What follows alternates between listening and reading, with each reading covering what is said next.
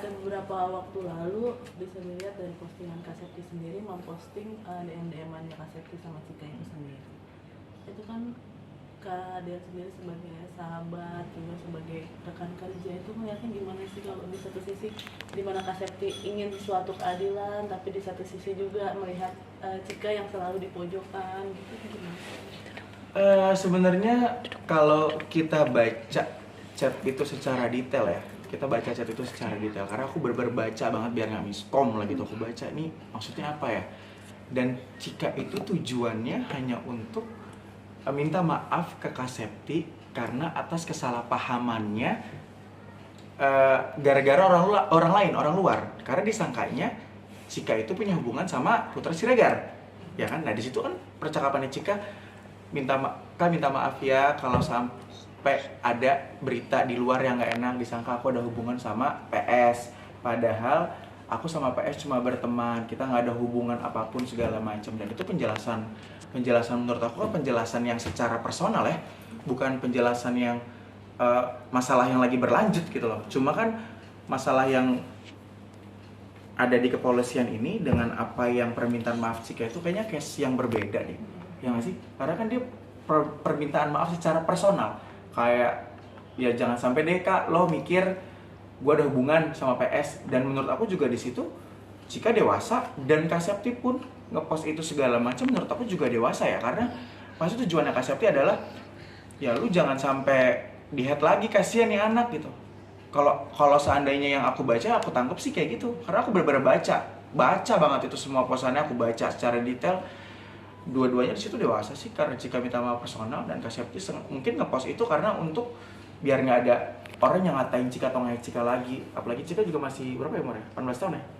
18 tahun itu psikisnya tuh gimana? Bayangin kalau digitu-gituin. Lagi pula juga kalau seandainya mungkin si Cika mau punya pacar, ya kan Papi juga udah punya istri, kan istrinya juga dekat. Kemarin ke Aceh bareng kan tuh pada, kan juga Cika di kejadian itu aku tahu kan dia sama gebetan ya kan. Jadi ya makanya gue mencoba untuk kayak aduh tuh yang berita-berita kayak gitu jangan ngarang deh gitu, jangan ngarang jauh.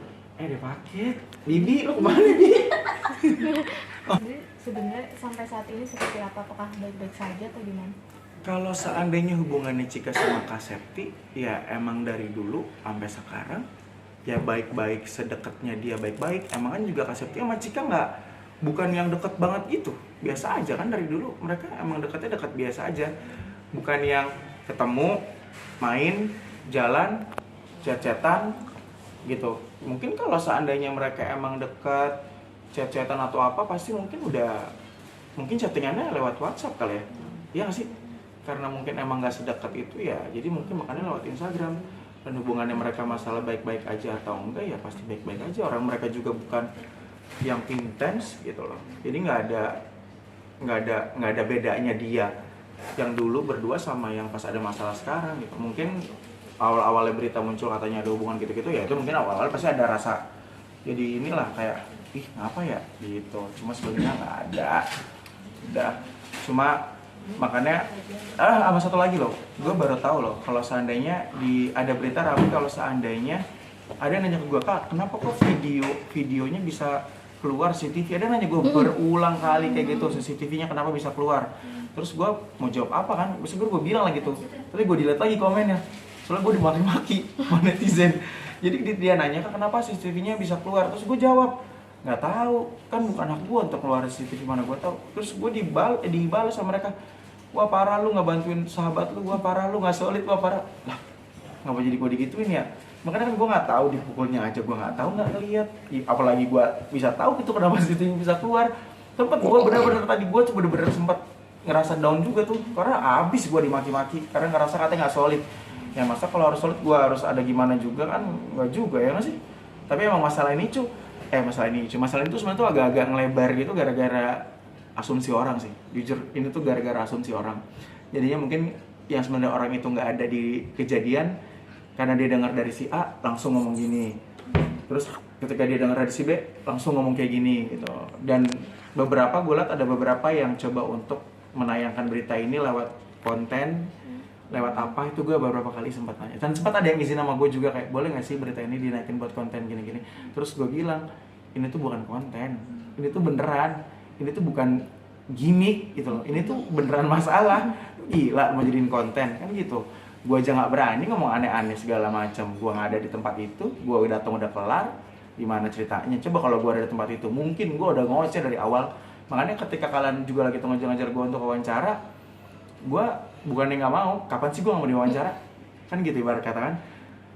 Ya karena gue takut salah jawab aja. Gue tuh nggak ada di pas kejadian mukul deh, entah sama yang mukul nih, gue tuh nggak ada. Cuma awal sebelumnya gue ada, tapi karena gue pulang duluan gitu loh. Jadi karena gue udah pulang duluan, dan gue lagi video callan kok sama mantannya Riko. Kalau gue lagi video callan sama mantannya Riko, sama Fauzan, teman-teman gue segala macam, tiba-tiba dikabarin, yang gue telepon Raquel, tuh pemain sinetron. Gue telepon, emang bener nggak sih? Dia aja nggak tahu yang ada di sana. Nggak ada kok kak, nggak ada kok kak, nggak ada. Makanya gue agak lama tuh jalan ini, bener nggak sih? Apa gue di prank atau dikerjain? Ternyata benar gitu. Tapi ya semoga orang-orang di luar sana yang berasumsi aneh-aneh jadi berbalik mendoakan. Semoga cepat selesai masalahnya, cepat kelar. Dan buat beberapa media yang juga pengen ngeliput tentang ini, coba ke orang yang tepat, ya. Mau ke pihak A, ke pihak B, tapi ke orang yang tepat, yang emang mereka ada di sana, yang mereka melihat. Jadi jangan sampai jadi omongan yang gak enak, atau jadi berita yang dikutip tapi nggak tahu siapa yang ngutip gitu. Kayak gue dan media kemarin yang gue tegur itu, gue nggak ngomong apapun, tiba-tiba dia ngomong kalau seandainya gue lah ngucap karena atasnya nama gue, jadi ke bawahnya tuh kayak gue seakan-akan yang ngucap gitu. Harusnya ditulis itu yang udah ngejelasin kutip by siapa kek gitu, ada penjelasannya. Kalau nggak inisial kek, nih tiba-tiba dari Derry, tiba-tiba ada omongan kayak gini. Lah ini siapa yang ngomong ya? Gue nggak tahu, sumpah beneran. Orang kemarin aja gue lebaran ada pertanyaan aneh kok. Sebelah gue kan rumahnya Fuji Matorik. Pertanyaan paling aneh selama gue kenal media, kak, kakak sama Fuji tetanggaan itu gimmick gak sih? Lalu ngapa ya tetanggaan jadi gimmick? Jadi gitu tuh, gue tuh kadang nemu hal-hal yang aneh. Padahal kayak pertanyaan itu aja nggak gue jawab, tiba-tiba ada sampai Fuji ketawa-tawa. Tuh gue aneh tuh kayak gitu tuh. Makanya gue berharap ayolah media, udah apa ya kan, mau media mana kek, seenggaknya udah kalau kita silaturahmi hubungan yang baik, mau naikin berita apapun mah pasti ayo, asalkan jangan menjatuhkan orang, jangan menaikkan berita tidak sesuai omongan, jangan dilebih-lebihkan, dan jangan dikurang-kurangi. Itu yang benar jadi media gitu. Dan sama buat para netizen, kalau seandainya lu nggak bisa ngomong baik, doa yang baik, ya udah lu nggak usah ngomong, lu nggak usah doa. Udah mendingan gitu aja gue sekarang. Kalau dulu kalau lu nggak bisa berkata baik, jangan berkata jahat. Kalau sekarang kalau lu nggak bisa berkata baik, nggak usah lu ngomong, lu diem baik. Karena apa? Nanti jadi bumerang sendiri buat diri lo, ya nggak sih? Apalagi kalau dengan masalah kepolisian kayak gini, nanti malah lu yang kena gitu. Makanya ayolah buat semuanya doain masalah cepat selesai. Kalau masalah cepat selesai kan kita pada bisa kumpul lagi, bareng-bareng lagi, ya kan? Kasihan juga lah gue ngeliat anak Kak Septi juga, ngeliat ke papi, orang tuanya Riko gitu loh, ya kan? Karena lebaran gak bareng itu sedih banget sih, sumpah lebaran gak bareng itu sedih banget. Gue mungkin udah nangis dayak kali kalau sana gue gak lebaran bareng keluarga gue udah nangis dayak, itu udah kayak aduh gitu. Kak Diar sendiri ada nggak sih Kak pesan juga buat orang-orang yang akhirnya sampai mengkorek atau ngulitin papi gitu, berita-berita yang udah lama di-up lagi gitu, mungkin udahlah stop gitu, yang udah lalu udah gitu, sampai dikulitinnya tuh papi dengan sosok papi yang sudah pernah gagal sebelumnya, terus akhirnya kena karma lah, sampai ada netizen yang berucap seperti itu. Gimana Kak? Iya itu benar banget, itu juga tuh ya, gue bingung ya. Masalahnya apa? Mereka tuh mau ngejatohinnya apa? Jadi ada salah satu account itu nge-DM salah satu account yang biasa nyebarin foto-foto berita atau apalah. Dan tiba-tiba orang berita ini menolak karena case-nya beda, dan menurut gua itu dewasa banget. Sampai orang itu, akun palsu ini tuh mau ngebayar akun ini untuk ngepost berita tentang masa lalunya papi gitu loh. Ini di luar dari case yang ini ya, kepolisian ini gitu. Dan gue sampai mikir, ngapa ya? Kok ada orang kayak gitu? Cuma mungkin gue ngerti, namanya papi kan kuat. Dia juga pengusaha, dibilang public figure juga public figure. Tapi orang-orang yang ngatain dia nih, orang-orang, gue selalu ngebaca itu, orang-orang yang ngatain dia, nge-hate dia nih ya, netizen-netizen, misalnya tentang, wah ini apa barangnya pasti gini, barangnya gini. Ketika papi giveaway, dia komen. Sampai dia komen, kak saya butuh buat beli pampers, ya kak saya butuh buat beli ini. Sumpah ada aja, dan gue selalu sama papi itu adalah dia memaafkan gitu.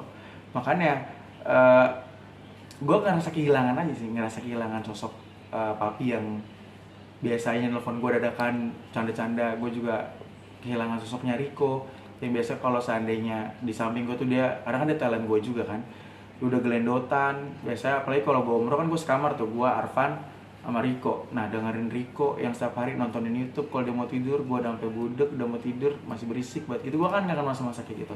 Cuma ya bismillah lah, Allah kan gak tidur. Semoga Allah ngasih berkah buat semuanya biar masalah cepet kelar gitu. Tapi sejauh ini kasusnya udah sampai mana sih? Kadang maksudnya kelanjutannya seperti apa?